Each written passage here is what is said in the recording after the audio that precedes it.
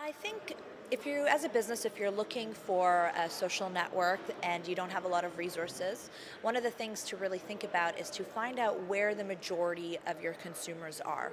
Are they on Facebook? Are they on Twitter? Are they on LinkedIn? Because if you have a limited amount of time, then you need to make the time that you have count.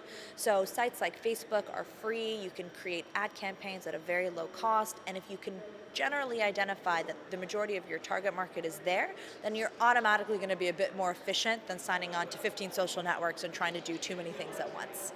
Interesting. And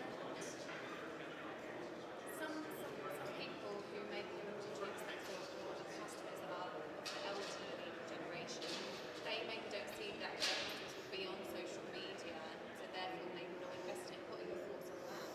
I mean, speaking from personal opinion, I know that my mother isn't necessarily the most tech savvy person, but what she does is she asks me, and what do I do when I try to help her is I go online.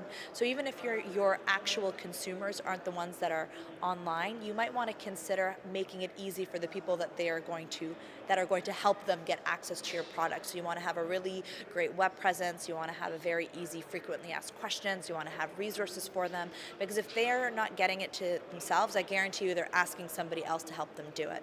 So also think of your secondary consumers, which are all the sons and daughters and nephews and aunts and uncles that are going to get called on the phone when the computer stops working or when that product breaks, or when they want to know the return policy on that sweater.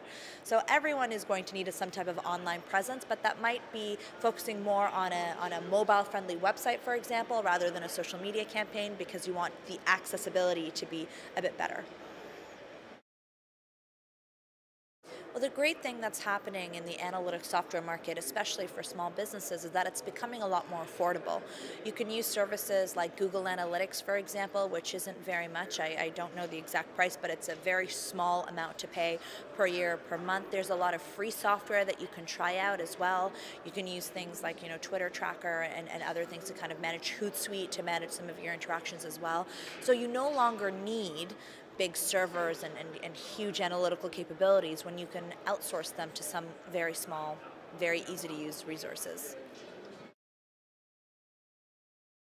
The funny thing is that what's happening in this space is so interesting that for me the lines between work and play don't really exist. I find it fascinating, exciting, creative. So I'm always watching videos, I'm always reading things, I'm always doing things online. But when I do need to unplug, I'm also just as happy to curl up with a book on my Kindle or on my iPad, or listen to some music or something.